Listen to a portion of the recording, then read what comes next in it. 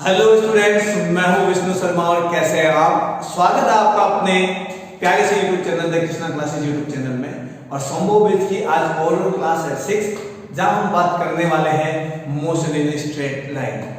Previous class में हमारी motion in straight line पढ़ी थी, पहला वीडियो था। हमने बात की डिस्प्लेसमेंट के बारे में, डिस्टेंस के बारे में और साथ में बात की मंत्र के बारे में। अब कई लोग सोच रहे होंगे जिन्होंने प्रीवियस क्लास ज्वाइन नहीं की है कि मंत्र क्या है। मंत्र वो फॉर्मूला, वो कॉन्सेप्ट जिसको सीखने के बाद आप बन जाते हैं सिद्ध पुरुष। जहां भी सवाल दिखेगा उस कॉन्सेप्ट से रिलेटेड जब भी सवाल आएगा, आप फटाक से अपना कॉन्सेप्ट लगाएंगे और फटाक से चुटकियों में आंसर निकाल देंगे। फटाक से चुटकियों में आंसर निकल जाएगा आपका और आपका वो सवाल 100% आपका वो सवाल 100% सही होने वाला है। इसीलिए हमने नाम दिया उन्हें मंत्र, ताकि आपको याद भी रहे, क्योंकि इस टाइप से रिलेटेड क्वेश्चंस एग्जाम में जरूर रहेंगे और आते ही आते हैं। ठीक है, तो आज की क्लास में हम बात करने वाले हैं सबसे पहले रिवीजन की, क्योंकि रिवीजन बड़ा जरूरी है। कई लोग हैं जिन्होंने प्रीवियस क्लास देखी नहीं है, या कई लोग जो है पढ़ते नहीं है, दोबारा उसे रिवाइज करते नहीं है, जिसकी वजह से जब नया पढ़ाया जाता है तो उनके दिमाग से बाहर हो जाता है सब कुछ। इस वजह से उन्हें ना पिछला पूरा ढंग से आ पाता है, ना आगे का ढंग से आ पाता है, और फिर लगता है कि सही खराब है। क्योंकि बच्चों को क्या चाहिए, एक एक्सक्यूज चाहिए, और फिर बच्चा लग जाता है एक्सक्यूज बनाने में। कौन सा एक्सक्यूज फिट बैठाया जाए। अब सर खराब थे, वो चैप्टर तो टफ था, उस चैप्टर का सवाल तो मुझसे छूट गया, वो तो कंफ्यूजन वाला चैप्टर था। मतलब किसी भी तरीके से एक नया ब्लेम ढूंढना है हमें, ताकि हम कैसे भी करके अपनी गलती को छिपा सके। तो वो नहीं करना है, अदरवाइज कभी भी आपको अपने लक्ष्य की प्राप्ति नहीं होगी। आगे मेरी बात समझ में, तो आज की क्लास रहेगी सबसे पहले रिवीजन की क्लास, जहां हम मोटे मोटे तौर पर पुराने कॉन्सेप्ट को समझेंगे। यदि आप पुरानी क्लास देख चुके हैं तो आपको मजा आने वाला है, क्योंकि आज की क्लास होने वाली है शानदार, जानदार, धमाकेदार, क्योंकि आज होने वाला है बहुत कुछ मजेदार। आगे मेरी बात समझ में। और यदि आपने पुरानी क्लास ज्वाइन नहीं की है तो सबसे पहले आप पुराने लेक्चर्स देखिए, ठीक है, ताकि आपको एक एक कॉन्सेप्ट की बारीकियां समझ में आए। उसके बाद हम बात करेंगे velocity, speed, acceleration and others formulas पर, जो नए नए टाइप के फॉर्मूलाज है जो एग्जाम में पूछे जाते हैं, और बहुत सारी ऐसी चीजें हैं जो हमें बताई नहीं जाती है या फिर हमें पता ही नहीं होता है। उन सब के बारे में हम बात करने वाले हैं। साथ में बात करेंगे कुछ पैटर्न बेस्ड क्वेश्चंस पर भी, कि इस टाइप के क्वेश्चंस हमेशा बनते हैं और ये इनका पैटर्न होता है और हमें इस तरीके से आंसर देना होता है।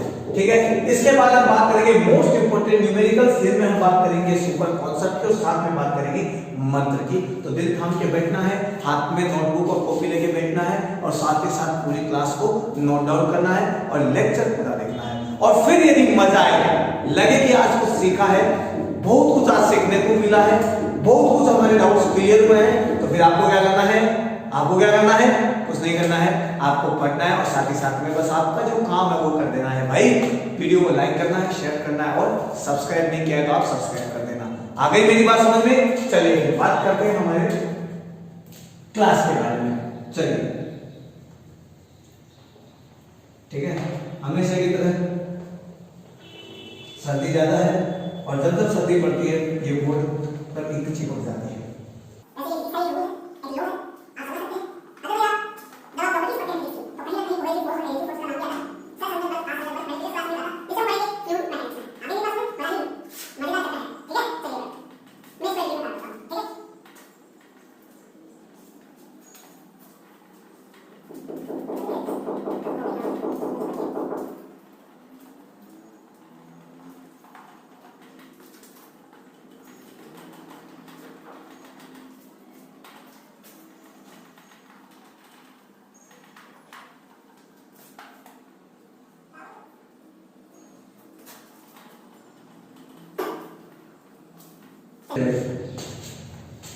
बड़ा टाइम लगा इसे साफ करने में, मैं इसे एडिटिंग में काट दिया हूं। ठीक है, चलिए आगे बात करते हैं हमारे सबसे पहले रिवीजन की। हमने बात की डिस्प्लेसमेंट और डिस्टेंस के बारे में। डिस्प्लेसमेंट का मतलब होता है, मैं एक बार और लिख देता हूं, डिस्प्लेसमेंट का मतलब होता है एटलीस्ट 5 मिनट, ये थे ना, या शॉर्टेस्ट भी लिख सकते हैं, शॉर्टेस्ट 5 मिनट। ठीक है, ये वेक्टर क्वांटिटी है, ठीक है, समझ में आया मुझे। साथ ही साथ में इसकी यूनिट होती है मीटर। फिर हमने बात की डिस्टेंस के बारे में और हमने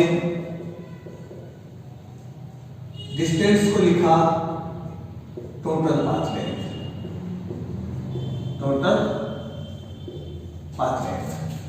जब हमने शॉर्टेस्ट पाथ लेंथ की बात की, मैंने कहा ये वेक्टर क्वांटिटी है और मैंने आपको बताया भी कि यदि आप dr लिखते हैं तो dr के ऊपर यदि वेक्टर है तो वो डिस्प्लेसमेंट को शो होता है, और यदि केवल आप dr लिखते हैं जिसके ऊपर वेक्टर नहीं है तो वो डिस्टेंस को शो होता है। ये भी मैंने बताया पुरानी क्लास में, प्रीवियस क्लास में हमने ये तो डिस्कस किया था, ठीक है। चलिए इसके बाद हमने बात की कुछ फॉर्मूलाज पर।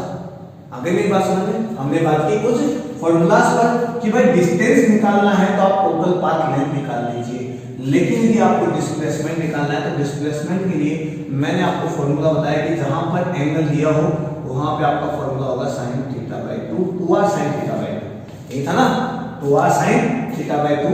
यहां से हम थीटा के साथ वाला डिस्प्लेसमेंट निकाल सकते हैं। यदि आपके पास एंगल थीटा है 90 डिग्री होता तो हम पाइथागोरस थ्योरम लगाते, और यदि 90 डिग्री नहीं है तो हम ये लगाएंगे। किस कंडीशन में? मान लो आप यहां से यहां आते हैं, यही था ना सवाल, यहां से यहां आते हैं, आपके पास यहां पे 90 डिग्री है तो आप डायरेक्ट यहां से यहां तक की लेंथ निकाल सकते हैं, जिसे हम बोलेंगे डिस्प्लेसमेंट। ये तो है आपका डिस्टेंस, यही हुई थी बात हमारी, और ये है आपका डिस्प्लेसमेंट, और इसके लिए पाइथागोरस थ्योरम लगा सकते हैं। लेकिन इस कंडीशन में आप रहे एंगल थीटा के साथ आपको सवाल दिया हुआ रहे और तब आपको निकालना हो डिस्प्लेसमेंट और डिस्टेंस, तो डिस्टेंस तो निकल जाएगी आर्क लेंथ से, है ना, चाप की लंबाई से, बट ये जो डिस्प्लेसमेंट है ये निकलेगा फिर 2r sin θ/2। हमने ये भी बात की। फिर हमने बात की कि यदि हम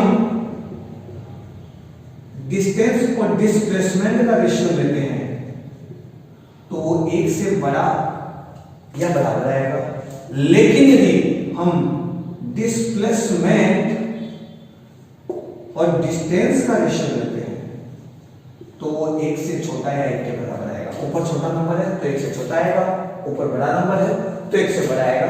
यानी मैं कह सकता हूं कि जो मेरी डिस्टेंस है वो या तो बराबर आ सकती है या बड़ी आ सकती है डिस्प्लेसमेंट से, यही बात की थी। इसके अलावा हमने जब इस टाइप के सवालों के लिए हमने बात किया डिस्टेंस और डिस्प्लेसमेंट का रेशियो, डिस्टेंस और डिस्प्लेसमेंट का रेशियो, तो वो रेशियो निकल कर आया हमारा θ/2 cosec θ/2, ये है ना। अरे डिस्टेंस और डिस्प्लेसमेंट का रेशियो यही तो आएगा।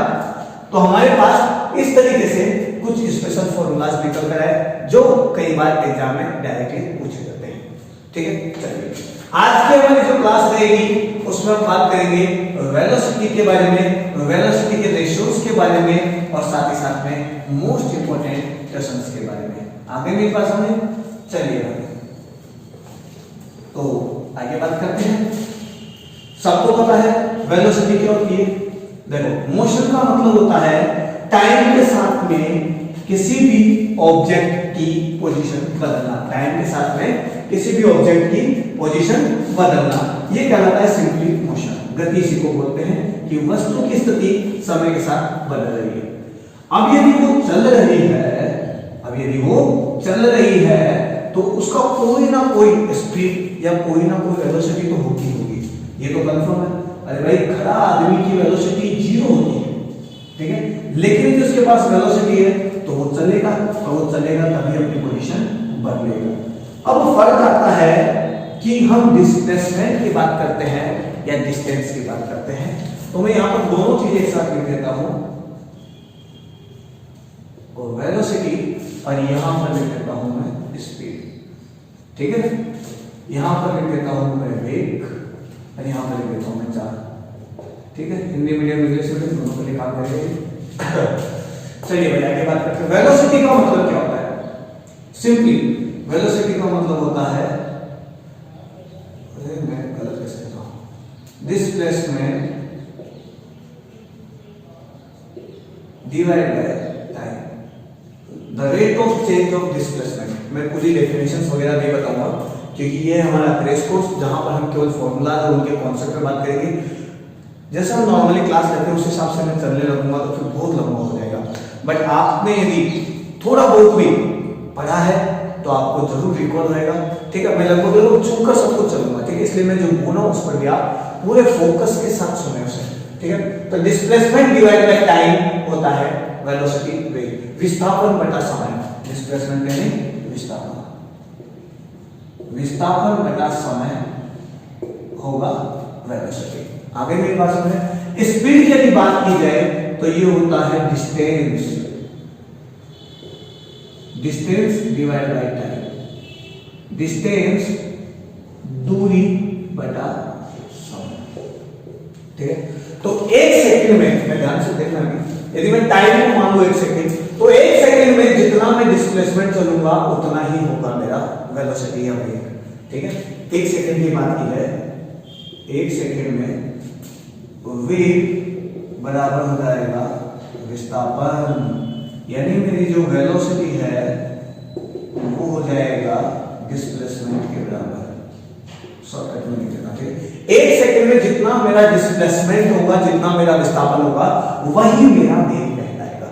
मैंने कहा कि यदि मैं 1 सेकंड में चलता हूं 10 मीटर, 1 सेकंड में मैं चलता हूं 10 मीटर, तो मेरा वेलोसिटी है 10 मीटर पर सेकंड। 1 सेकंड में 10 मीटर चल चुका हूं मैं और मेरा डिस्प्लेसमेंट वहां पे 10 मीटर आ रहा है, तो मेरी वेलोसिटी जो मेरा वेग है वो है 10 मीटर पर सेकंड। इसी तरीके से मैं यहां पे बात करूं 1 सेकंड के लिए, 1 सेकंड के लिए हिंदी इंग्लिश दोनों लिख देता हूं मैं। 1 सेकंड के लिए यदि मैं बात करूं तो जो मेरी चाल है, जो मेरी स्पीड है, वो डिस्टेंस के बराबर होगी, डिस्टेंस के बराबर, दूरी के बराबर, ठीक है। मैं राइटिंग पे मत जाना, ठीक है, एडजस्ट कर लेना, ठीक है। 1 सेकंड के लिए यदि मैं बात करूंगा तो जो मेरी दूरी होगी वही मेरी चाल होगी, जो मेरी डिस्टेंस होगी वही मेरी स्पीड होगी। मैंने कहा कि मैं चला 10 मीटर दूरी 1 सेकंड में, मैं चला 1 सेकंड में 10 मीटर दूरी, तो इसका मतलब मेरी चाल, मेरी स्पीड हो गई है 10 मीटर पर सेकंड। तबीयत खराब है मेरी, ठीक है। 3-4 क्लासेस से मैं बोल रहा हूँ, ध्यान रखो, सर्दियों का ठंड पड़ गई है बहुत ज्यादा, और मैं तो बेड से उठकर डायरेक्ट वीडियो बनाने आ पाता हूँ, उसके बाद मैं पूरे दिन बेड में रहता हूँ। क्या करूँ, मैं भी तबीयत अभी ठीक हुई नहीं है, ऐसे ऐसे सिम्टम्स नजर आते हैं जैसे टाइफाइड वगैरह हो सकता है, तो आप भी ध्यान रखो, ठीक है। और जो क्लासेस आपको दी जा रही है, जो मेहनत मैं कर रहा हूँ, आप उस मेहनत का थोड़ा सा भी रिस्पॉन्स दोगे तो मैं भी मोटिवेट होऊंगा। आगे मेरी बात समझ में चलिए भाई, फिर बताता हूँ तुम्हें एक शानदार सी बात। तो 1 सेकंड में जितनी आप डिस्टेंस चलेंगे उतनी ही आपकी होगी चाल, स्पीड। यदि आप 1 सेकंड में 10 मीटर दूरी चलते हैं, डिस्टेंस 10 मीटर है, तो आपकी चाल हो जाएगी 10 मीटर पर सेकंड, ठीक है। यदि आपका डिस्प्लेसमेंट 10 मीटर है तो आपकी वेलोसिटी वेग हो जाएगा 10 मीटर पर सेकंड। ये डिपेंड करता है कि आपकी डिस्टेंस 10 मीटर है या डिस्प्लेसमेंट 10 मीटर है। 1 सेकंड में डिस्प्लेसमेंट 10 मीटर है तो इसका मतलब आपकी वेलोसिटी 10 मीटर पर सेकंड है, और यदि आपकी डिस्टेंस 10 मीटर है तो आप कहेंगे मेरी चाल 10 मीटर पर सेकंड की थी। आगे मेरी बात सुने तो ध्यान दे लेना आराम से। आप बात किसकी कर रहे हैं, आप बात कर रहे हैं डिस्टेंस की या आप बात कर रहे हैं डिस्प्लेसमेंट की। यदि आप डिस्टेंस की बात करते हैं तो आपके पास आएगी स्पीड, और यदि आप डिस्प्लेसमेंट की बात करते हैं तो आपके पास आएगी वेलोसिटी।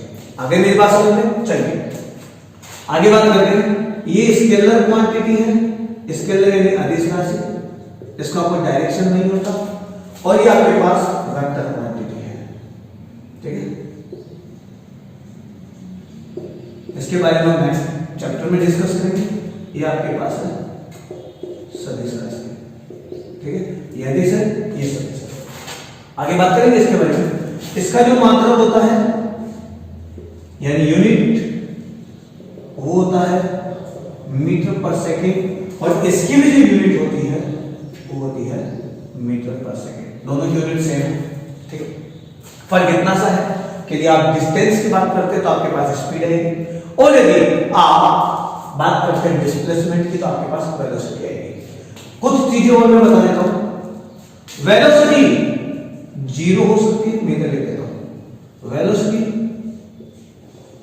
सॉरी स्पीड की बात करें ना, हाँ स्पीड जीरो हो सकती है और पॉजिटिव हो सकती है, ठीक है, जीरो हो सकती है या पॉजिटिव हो सकती है, स्पीड नेगेटिव नहीं हो सकती। ये बात हमेशा ध्यान रखना। बहुत सारे सवाल में ग्राफ दिए हुए रहते हैं, बहुत सारे सवालों में जब ग्राफ से रिलेटेड क्वेश्चन पूछा जाएगा तो वहां पे स्पीड का ग्राफ बना दिया जाता है और हम वेलोसिटी का ग्राफ समझ के कंफ्यूज हो जाते हैं। तो ध्यान रखना, स्पीड कभी नेगेटिव नहीं हो सकती, ये जीरो हो सकती है और पॉजिटिव हो सकती है। यहां बात करें वेलोसिटी की तो ये जीरो भी हो सकता है, पॉजिटिव भी हो सकता है और नेगेटिव भी हो सकता है, तीनों हो सकते हैं। तो ग्राफ में ध्यान देना ढंग से कि जब ग्राफ का सवाल पूछा जा रहा है उसके अंदर गिवन डेटा आपको दिया हुआ है तो वो स्पीड का दिया हुआ है या फिर वो वेलोसिटी का दिया हुआ है, अदरवाइज आप हमेशा गलतियां कर लेंगे। आगे मेरी बात समझ में चलिए भाई, एक चीज और मैं बता देता हूं, आप पॉजिटिव नेगेटिव कैसे लेंगे तो आप ध्यान से समझिए। यदि आप अपने डायरेक्शन को फिक्स मानते हैं, किसी भी रेफरेंस पॉइंट के लिए आप अपने डायरेक्शन को फिक्स मानते हैं या अपने फिक्स डायरेक्शन को यदि आप पॉजिटिव लेते हैं तो उसके अपोजिट वाला डायरेक्शन आपका नेगेटिव हो जाएगा। मान लीजिए मैं इधर जा रहा हूं, मैंने इधर वाले डायरेक्शन को यदि पॉजिटिव माना है तो इधर मेरा डिस्प्लेसमेंट पॉजिटिव होएगा, इधर मेरी वेलोसिटी पॉजिटिव होएगी, इधर मेरा एक्सीलरेशन भी पॉजिटिव होएगा। अरे विस्थापन, वेग, त्वरण सभी पे इधर पॉजिटिव लूंगा तो इसके अपोजिट इस साइड में मेरा डिस्प्लेसमेंट नेगेटिव होगा, मेरी वेलोसिटी नेगेटिव होगी और मेरा एक्सीलरेशन भी नेगेटिव होगा। आगे मेरी बात सुने, यदि मैं ऊपर नीचे के लिए बात करूं तो यदि मैं ऊपर के साइड ग्राफ के हिसाब से बात करना चाहूं तो भी कर सकता हूं। यदि मैं ऊपर के साइड वैल्यू पॉजिटिव लेता हूं तो ऊपर वाला जिधर भी डायरेक्शन आएगा किसी भी चीज का, चाहे वो डिस्प्लेसमेंट हो, चाहे वो वेलोसिटी हो, चाहे वो एक्सेलरेशन हो, यदि ऊपर के साइड है, ऊपर जाता हुआ तो मैं लूंगा पॉजिटिव और नीचे आता हुआ है तो मैं लूंगा नेगेटिव। जैसे मैं आपको एक चीज बता देता हूं, मान लीजिए मैंने ये टेप मेरे पास, मैंने इसको छोड़ी, ये नीचे की साइड गिरी तो नीचे की साइड गिरी तो इसका यू मैं लूंगा नेगेटिव। ये नीचे की साइड आ रहा है तो इसका जो डिस्प्लेसमेंट है, डिस्प्लेसमेंट की हाइट बोल सकता हूं मैं, h ले लेता हूं, h भी लूंगा मैं नेगेटिव। और साथ में एक्सेलरेशन, भाई ये नीचे क्यों गिर रहा है, ये गिर रहा है क्योंकि धरती माता ने इसे नीचे खींचा है, इसे खींचा है तो इसके अंदर आया है ग्रेविटेशनल एक्सेलरेशन यानी g आया है, गुरुत्वीय त्वरण आया है जिसका डायरेक्शन हमेशा होता है नीचे की ओर और ये भी मैं लूंगा नेगेटिव। यदि मैं इस धक्का को ऊपर की ओर फेंकता ऐसे, जब मैं ऊपर की ओर फेंकता तो इसकी वेलोसिटी तो होती ऊपर के डायरेक्शन में, यानी मैं लेता वेलोसिटी को पॉजिटिव और g जो कि नीचे ही लगेगा हमेशा वो मैं लेता नेगेटिव। समझ गए मेरी बात? तो इस तरीके से पॉजिटिव और नेगेटिव का साइन लिया जाता है, ध्यान से देख लेना आप, ठीक है। चलिए भाई आगे बात करें, समझ में आया कैसे पॉजिटिव लेना है, कैसे नेगेटिव लेना है और कहां हम गलतियां करते हैं। गलतियां करते हैं हम ग्राफ में। ग्राफ आपको स्पीड का दिया हुआ है या वेलोसिटी का दिया हुआ है, ध्यान से देख लेना। एक सेकंड का मैंने इसलिए बताया आपको डेफिनेशन, क्योंकि कई बार हमें सवाल डिस्प्लेसमेंट या डिस्टेंस के साथ में दिया होता है और हम कंफ्यूज हो जाते हैं कि वेलोसिटी क्या होगी, खासकर रिलेटिव वेलोसिटी में जहां हम आपेक्षिक गति पढ़ने वाले हैं, रिलेटिव मोशन पढ़ने वाले हैं, आपेक्षिक वेग पढ़ने वाले हैं, रिलेटिव वेलोसिटी पढ़ने वाले हैं, वहां पर हमें थोड़ा सा कंफ्यूजन होएगा। तो वहां कंफ्यूजन ना हो इसलिए मैंने पहले ही यहां पर बता दिया है। खासकर जो नदी नाव के सवाल है या फिर बरसात और छाते के सवाल है, हवा और झंडे के सवाल है, हवा और एरोप्लेन का सवाल है, इस टाइप से जो सवाल बनेंगे वहां हमें होने वाला है कंफ्यूजन, ठीक है। चलिए भाई आगे बात करते हैं। ये तो था सिंपल डेफिनेशन, समझ लो, या सिंपल हम बात कर रहे थे वेलोसिटी और स्पीड के बीच में क्या डिफरेंस है, कहां वेलोसिटी ली जाएगी, कहां स्पीड ली जाएगी, किस हिसाब से डायरेक्शन लिया जाएगा, क्योंकि बहुत सारी गलतियां हमारी डायरेक्शन में भी होती है और हमसे सवाल नहीं हो पाता है। चिंता मत करो, एक डिबेट करवाऊंगा मैं तुम्हें, ठीक है। चलिए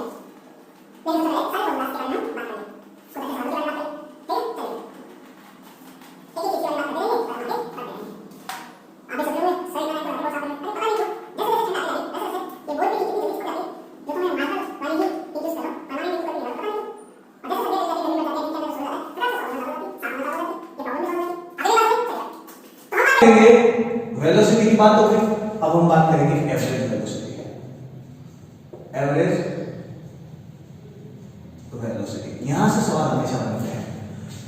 एवरेज वेलोसिटी की भी बात की जाए तो यहां पर आएगा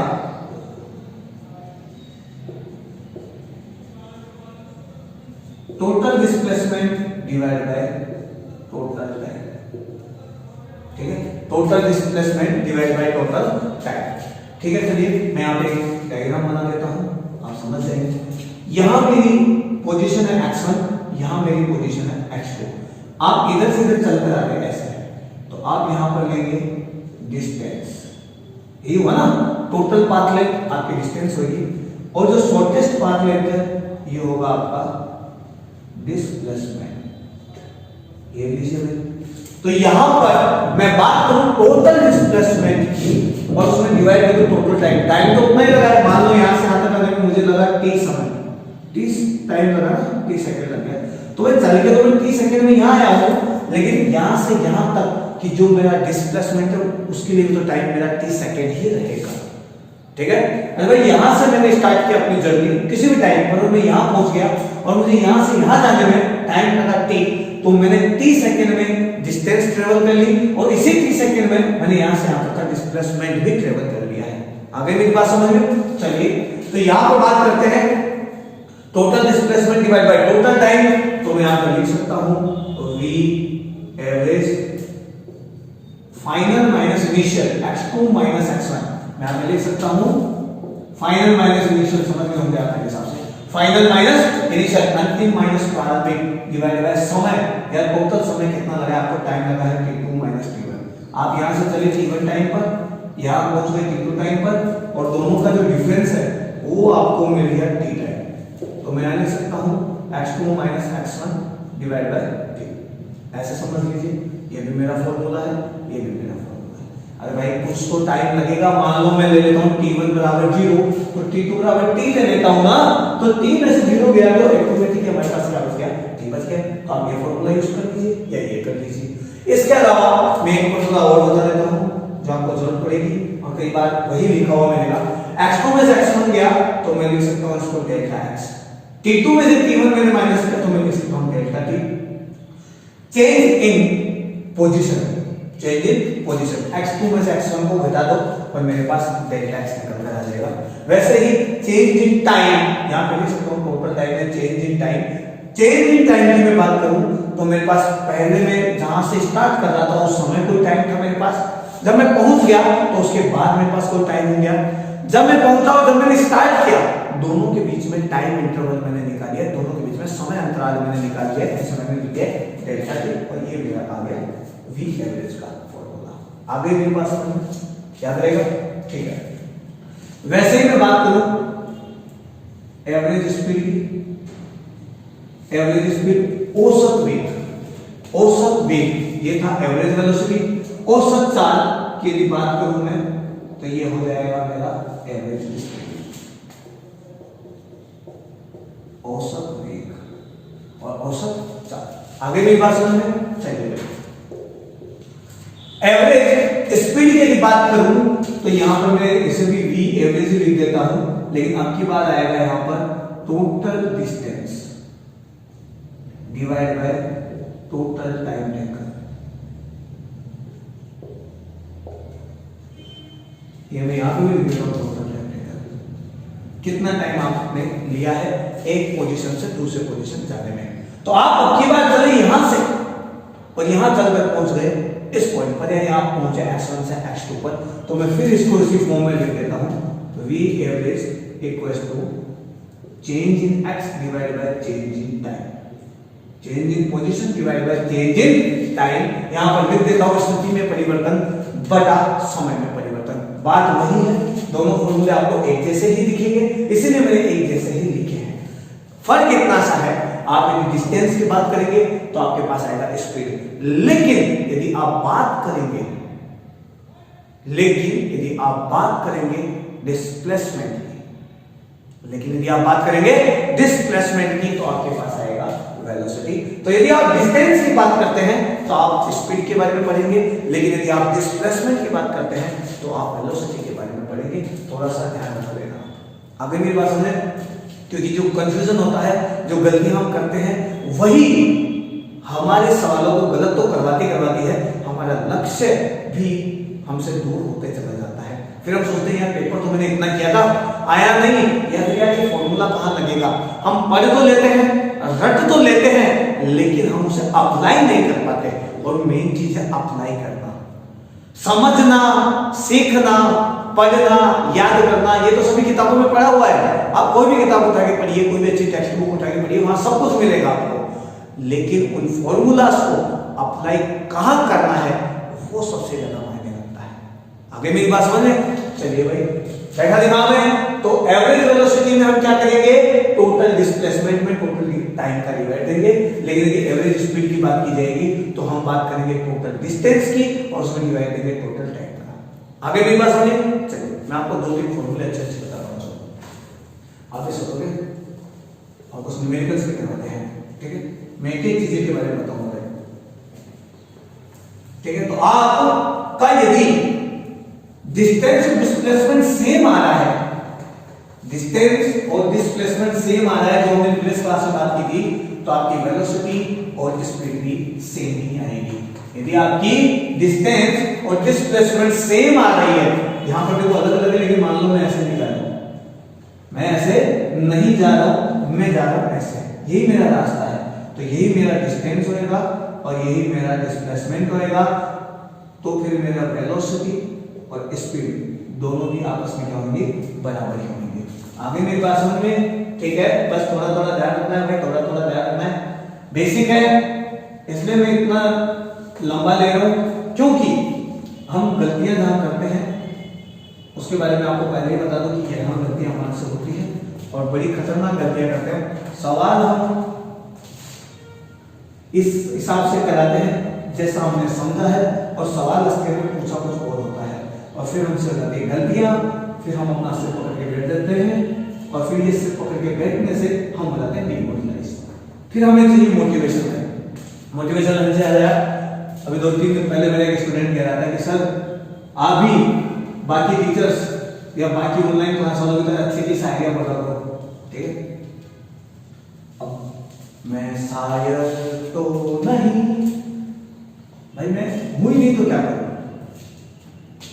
दिक्कत यह है कि मोटिवेशन लाइन सुन सुनकर हम इतने मोटिवेट हो जाते हैं कि बस अब तो फाड़ कर रख देंगे, अब तो बस आग लगाकर छोड़ेंगे, अब तो होएगा जो देखा जाएगा। बट ये जोश रहता है हमारे पास 5 मिनट, 10 मिनट, 15 मिनट, खींच कर एक दिन, रात गई बात गई। अरे भाई, कब तक दूसरों के मोटिवेशन स्पीच, मोटिवेशन कहानियां सुनकर खुद को मोटिवेट करोगे, और कितने दिन तक करोगे? अब वक्त है खुद की कहानी लिखने का, अब वक्त है खुद का इतिहास लिखने का, खुद का फ्यूचर डिसाइड करने का, और वक्त है दुनिया को करके दिखाने का। दूसरों के बारे में पढ़ेंगे हम, और फिर हम सोचेंगे कि हाँ ऐसा होगा, और फिर वही कहानी दूसरों को सुनाएंगे। हमारा क्या रोल है? हम केवल एक मैसेंजर हो गए, इधर की कहानी सुनी, मोटिवेट हुए, 1-2 दिन जोश आया, फिर जोश खत्म, ये कहानी किसी और को पकड़ा दी, उसको भी पता लग गया भाई ये कहानी होती। असली वक्त अब दूसरों की कहानियों का नहीं, खुद की कहानी लिखने का है। तो खुद की कहानी लिखने के लिए आपको करनी पड़ेगी मेहनत। इतनी मेहनत करो कि भगवान भी आपको आपके लक्ष्य से मिलाने के लिए साजिश करने लगता है। आगे मेरी बात समझे? पूरी कायनात आपको अपने लक्ष्य से मिलाने में लग जाए, इतनी मेहनत करो कि भगवान भी एक बार सोचे कि ये यदि अपने लक्ष्य से नहीं मिल पा रहा है तो मुझे ही कुछ ना कुछ साजिश बनानी पड़ेगी, इसे अपने लक्ष्य से मिलाना ही पड़ेगा, तब तो है मजा।